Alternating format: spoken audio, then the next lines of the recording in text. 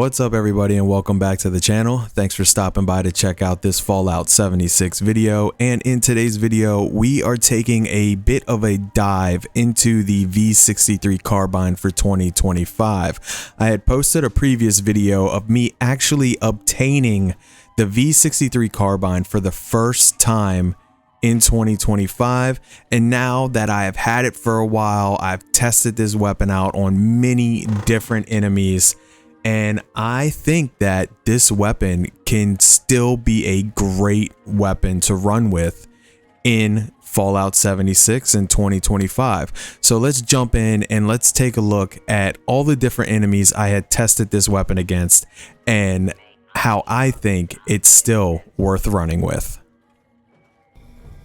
Alright, so now that I've had the V63 for a while and I've added a few mods to it, we're going to go ahead and we're going to test it out on a few different types of enemies. So I'm here at Watoga and we're going to test it out on bots. And as you can see, I am just hip firing and it is doing so much absolute critical damage to all of these bots. And it's not just one type of bot. There is 3 different bots here that I'm going to be testing this out on to just show you the power that the V63 still has and is still actually a really good gun in Fallout 76. And I'm going to continue to test this on tougher and tougher enemies. So now that we've done the bots, we're going to go hit West Tech and we're going to try this out on some super mutants. And it's absolutely destroying super mutants. Now I know some of you are probably like, yeah, but the fixer can pretty much do the same thing, probably quicker, but this is a laser carbine, and with the right effects on it, this gun is really good in 2025. I honestly still think it might be OP in Fallout 76 because I've pretty much only been running the V63 Carbine for quite a while now. I've even been using it in the raids and it has proven to be a very good weapon to have. And I mean, I just cleared out the first area of West Tech in no time with complete ease, barely taking much damage at all. So super mutants and robots are down, proven very easy to take care of. And now we're going to up it up. We're going to go up to Grafton and we're going to see if we can take down ourselves a Grafton monster. So here we go, we have an enraged Grafton monster and we're going to see how well this gun holds up against it.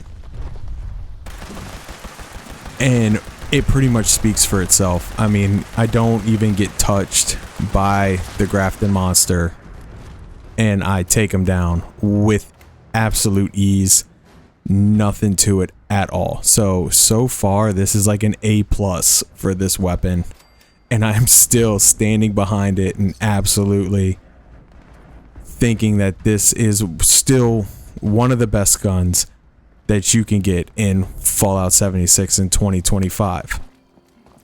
So to even up it one more level, we're gonna go get ourselves a glowing behemoth down here in the little pond. And I'm really gonna see how this works because he's a level 100. So let's see how this goes against a behemoth. So let's get them woken up. And it's look at it. It's just tearing him apart. It really is. You can even see that like his health bar is trying to fight back against us a little bit. But this is why I'm saying that I believe the V63 is still super OP for a laser carbine weapon. I mean, he didn't have a chance to deal any damage to me at all. Now, I know, like I said, people are going to say, yeah, well, the fixer can do that just as good and probably faster, which I do not disagree. but everyone knows the Fixer is the Fixer, and that's just what it does. And now to step it up one more notch, we're going against the Scorched as well as a Scorched Beast. And this is where I was thinking, wow, you know, this gun's really not going to hold up, because the Scorched Beast, I mean, it doesn't take as much damage from this weapon as all the other enemies, but still, once it gets going and you start getting into that burning effect with the V63, it actually holds up really well. And I was pretty much able to take down this level 100 legendary Scorched Beast with a laser carbine with ease. So I definitely highly recommend still getting this weapon in 2025 if you do not have it, and taking it out into the field like I am and testing it out and finding what works best for you, and pretty much making this weapon an ultimate weapon in your arsenal to use for everyday daily playing. Now, I know there's a lot of other legendary guns out there you could be running with, but I definitely still recommend the V63 Carbine. And here you can see all the mod effects that I have going on with it. I'm running the Aristocrats because I have max caps, and running the raids, I always end up lately with max caps. So I think it's working better for me than anti-armor. Gotta have that 2-star explosive on there.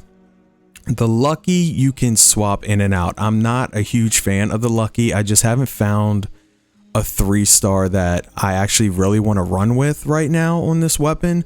So I've kind of just left the Lucky on there, and the Pyromaniacs for the 4-star. So you get that additional burn bonus when it's in the burn effect when you're constantly firing this gun. I do think it helps out a lot. So I definitely keep that on there, as well as the overclocked capacitor and the forceful stock. So now that I've taken a closer in-depth look at the V63 Carbine, I truly believe that this weapon is still worth everything.